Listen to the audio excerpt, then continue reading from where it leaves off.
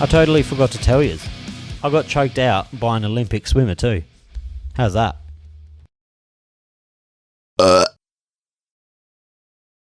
Perth. So, Perth, 2023, UFC 284.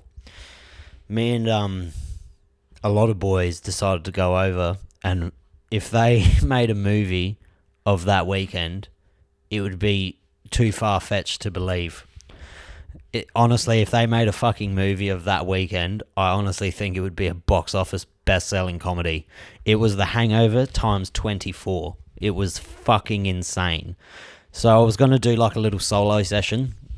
Every now and then I thought I'd jump in front of the camera and just talk a bit of shit. And I really want to recap that weekend. So we flew over. There was a massive buck show on. Went to that for a couple hours. That's when it all started going downhill. But we'll start from the start. So we've gotten on the plane, gotten there. I've gone to visit a mate and his mate at a hotel I was going to crash out for the Friday night. Shout out to you, Chris and Brett. They graciously let me stay at their hotel room. So we thought, let's go get some fucking beers. So we've gone to get some beers. Brett was directing us. He said he was 700 meters away. It was fucking 3.9 k's away. It took us 2 hours and 47 minutes to fucking walk there. So we've gone to this bottle-o, and the doors are all locked at the bottle-o. And we're like, that's strange. And there's a security guard standing next to the door, the drinks door. And we're like 5 minutes from the CBD, so we thought the area would be nice. Belmont's a fucking strange place. So we've gone in there, and he's like, you got to be quick. Tell me what you want. Figure out what you want, because as soon as I unlock these doors, this place is going to get robbed.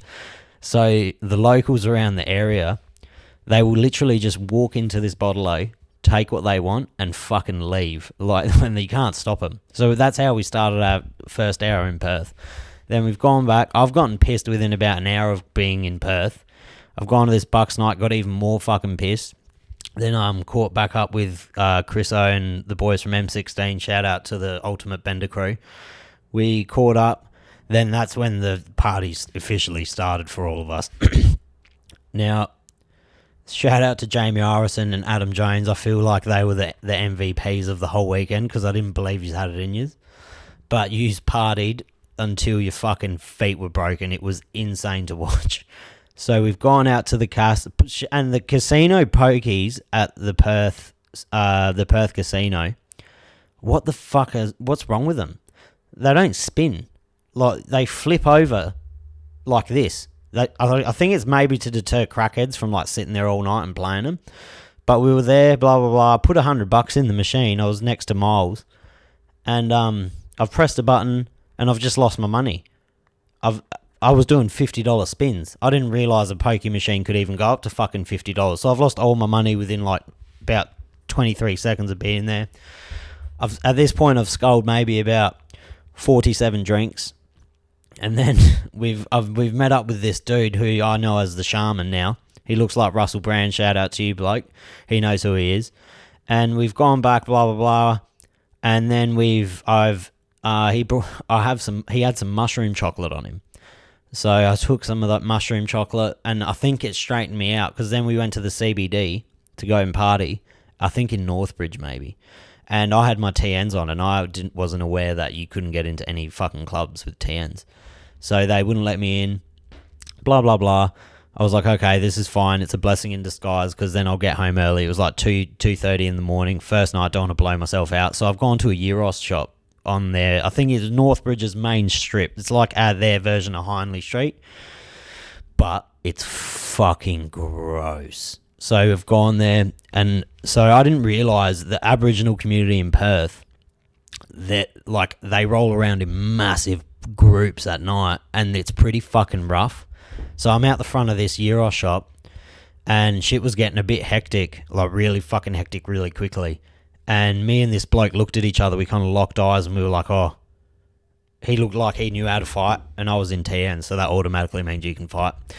And so we've locked eyes, and we're like, just gave each other the nod, and we're like, I'll look after you if you look after me. So he came and sat next to me, and we were just like freaking out. We're like, this is going to happen. And then I was just dozing off into one direction, and this kid just pokes me. And he's like, you got a fucking problem, brother? And I was like, not with you. You're literally 12 years old. He was literally 12 years old, but he had a pack of like 15 people with him. We were like, oh, it's on. And then so we bailed. I walked him to his hotel room so he was safe, and then I called an Uber home. And then I got home about 6 a.m. and I snuck in like a delicate butterfly too. Chris and Brett didn't even fucking hear me. So I snuck in like a butterfly, being a good gentleman. I've gone to sleep at 6 or 6:30. I've woken up at either 7 or 6. I've had like half an hour, 40 minutes sleep at this point. And I woke up feeling like I had 20 hours sleep. I felt so fresh. I was amazed. And Chris was watching me sleep, and he said I have a snoring problem apparently.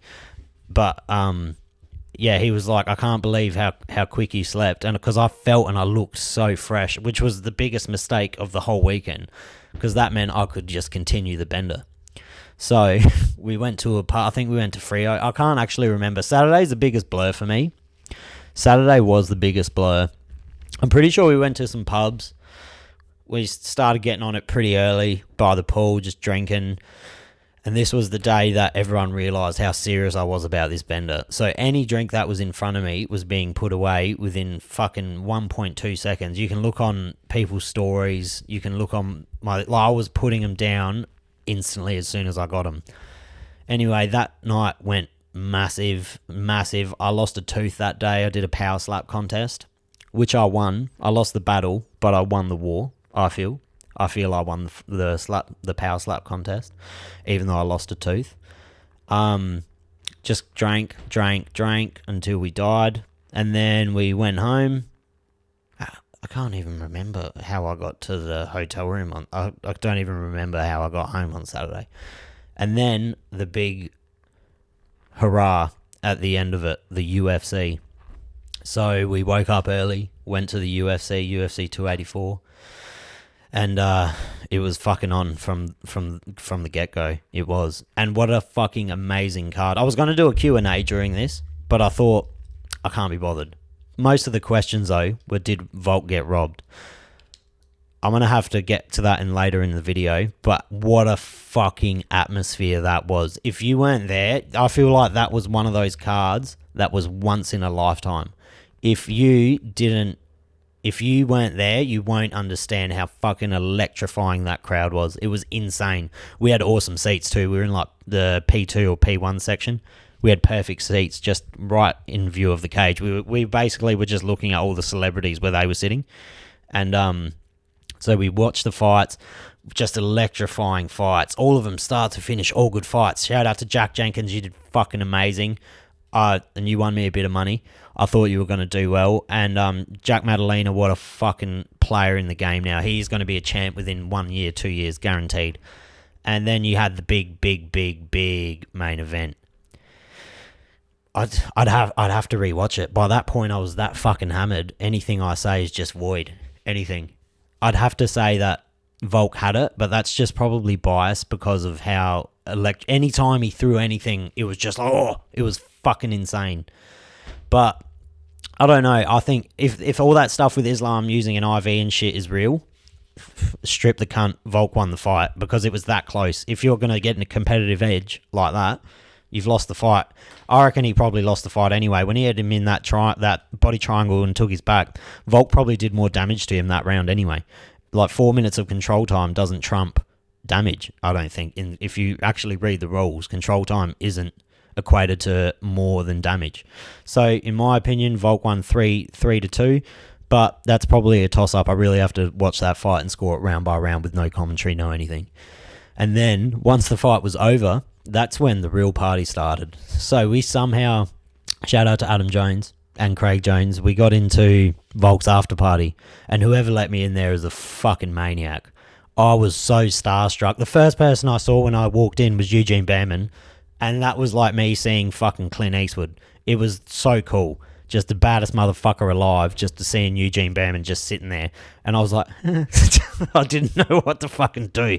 So we walked in, immediately went and got drinks, and I was just like, oh my God, I was in my element. There was fucking Volk over there.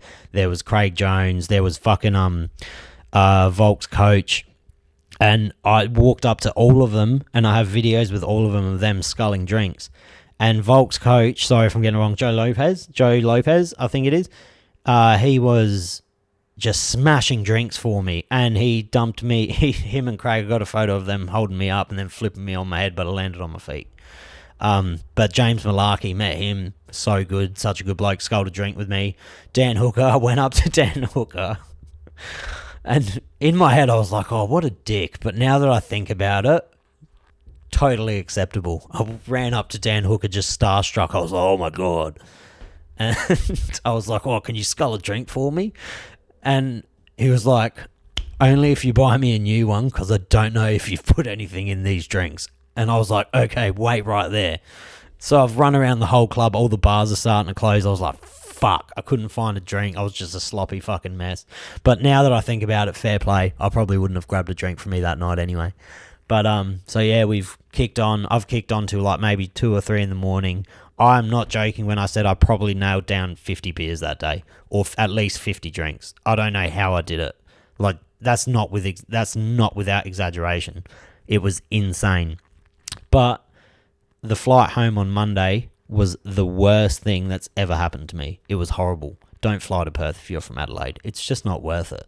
Unless you're going to Freo, it's alright. The city, shit. Anyway, hope you enjoy. Like and subscribe. The Sesh with Sav. Thanks, boys.